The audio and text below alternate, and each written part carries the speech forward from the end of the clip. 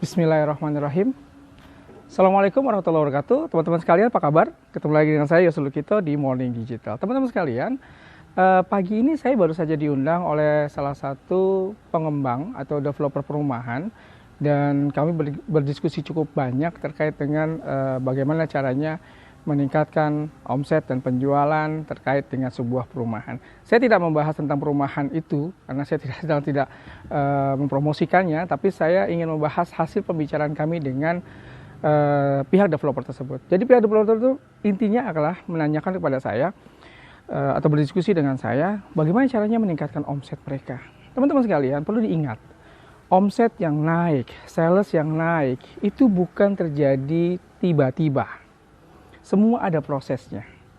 Ada roadmap yang harus disiapkan sehingga omset itu akan naik dan jalan. Itu yang namanya sebagai business life cycle. Jadi ada bisnis yang memang disiapkan sehingga omset itu naik. Apa aja tuh Bang Yos? Yang pertama, saya sampaikan, Anda harus menyiapkan poin yang pertama namanya awareness. Ada create di sana, ada yang harus dibangun, ada kedekatan produk Anda atau branding Anda ke segmented pasar yang sedang Anda tuju. Awareness itu harus dibangun, baik secara offline maupun online. Itu yang pertama.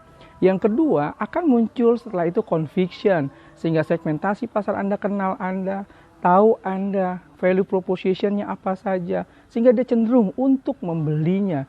Ketika dia sudah mulai ada kecenderungan, maka disinilah mereka akan datang kepada Anda menanyakan, dan ini yang disebut dengan lead customer. Nah, ketika lead customer terjadi, mereka sudah mulai menghubungi Anda, mereka sudah menghubungi customer Anda, maka disinilah tugas sales melakukan eksekusi closing dan konversi agar omset perumahan jadi naik.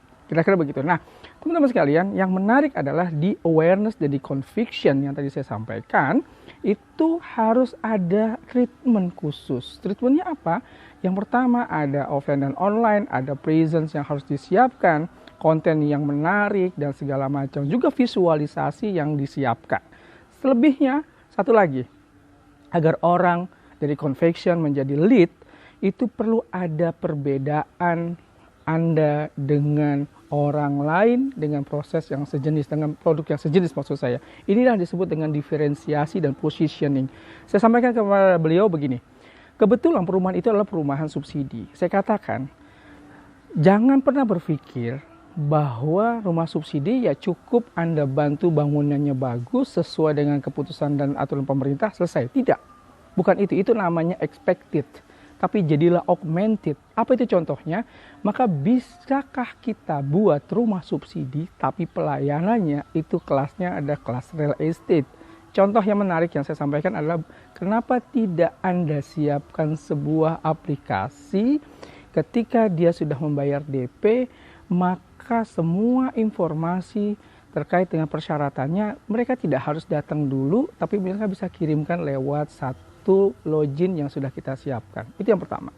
Yang kedua adalah ketika mereka sudah akad, maka mereka akan mendapat satu aplikasi, di mana aplikasi itu berisi yang pertama informasi terkait rumah, perumahan, lingkungan. Yang kedua ada tombol panic di sana, sehingga ketika penghuni itu terjadi sesuatu, mereka nggak usah bingung lagi. Mereka tinggal pencet tombol panic, otomatis akan menghubungi pihak keamanan yang ada di depan.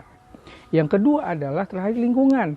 Seandainya mereka bingung, sampahnya tidak diangkat, kemudian ada sesuatu yang aneh di lingkungannya, mereka bisa pencet tombol untuk terkait lingkungan.